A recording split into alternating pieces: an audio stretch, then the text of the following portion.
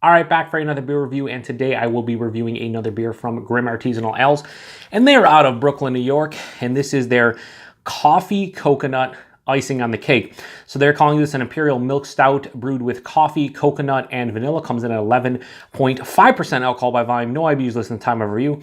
I have no idea how old this is because this does not have a bottled on date, but I don't think this is much older than a month old because I just saw this show up in the past few weeks here in the Western New York area, so yeah. Anyway, I have reviewed a Grimm beer recently for Western New York Wednesday. I'm not doing this for Western New York Wednesday because I don't want to go crazy with the Grimm stuff on Western New York Wednesday, but yeah, a lot of their stuff shows up here, and when I saw this, obviously, I had to pick it up. It's coconut.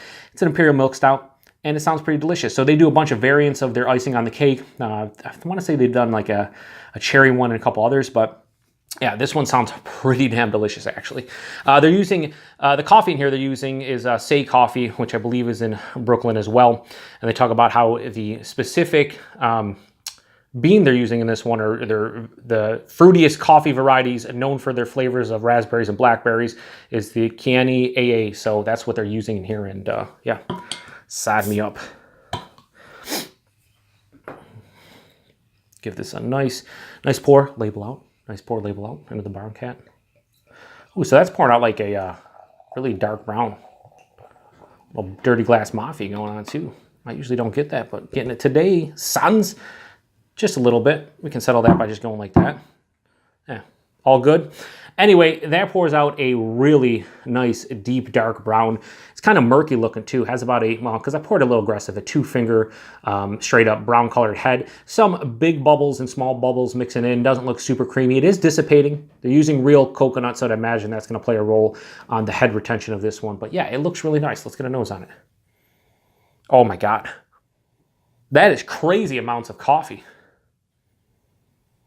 Yeah, that's like an espresso. It's like so vibrant, so pungent, the coffee. Wow, I know coffee is the first thing they call coffee, coconut, not coconut coffee.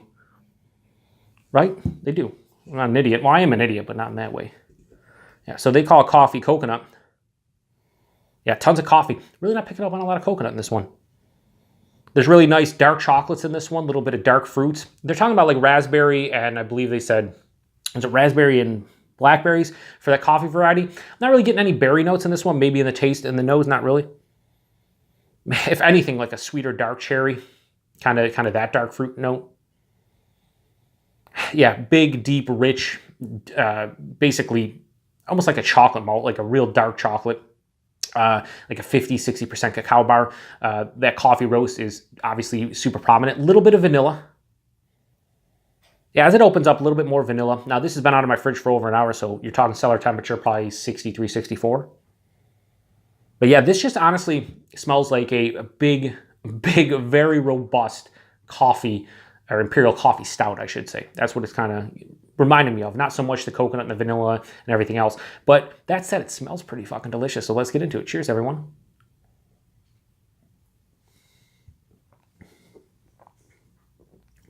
Wow, that's way sweeter than I thought it would be. Don't get me wrong, it's not super sweet, but it's way sweeter than the nose would indicate. I wasn't getting a lot of sweetness. I was getting that big coffee character, you know, some dark chocolate and stuff, some sweeter like dark cherries, but this is a lot sweeter on the palate. First thing that hits you is that coffee, and it's pretty prominent. It is the predominant note in the taste. As it passes through the palate, lots of malt sweetness, dark chocolate, a little bit of vanilla that they, they brewed this with. I don't know what they brewed this with specifically as far as the vanilla goes, of Madagascar, Tahitian, if they're using vanilla beans or whatever. There's definitely a vanilla character in here. One thing I will say about this, not getting much coconut. A lot of sweetness, not a lot of coconut. Anyways, it passes through the palate. Like I said, that vanilla, darker chocolate comes out. Now, in the taste, it's more of like a Hershey's dark chocolate as opposed to like the 50-60% cacao bars getting in the nose. It finishes sweet, a very ever so slight dryness, not really any bittering component to this one. The body itself is at 11.5%, a bit thin. This is like higher side of medium, lower side of full body. So it is a bit thin, 11.5%. It's kind of distracting me from at 11.5%, I want this to be somewhere in the low full to medium to straight on full body. This is at the very tail end of a low full body.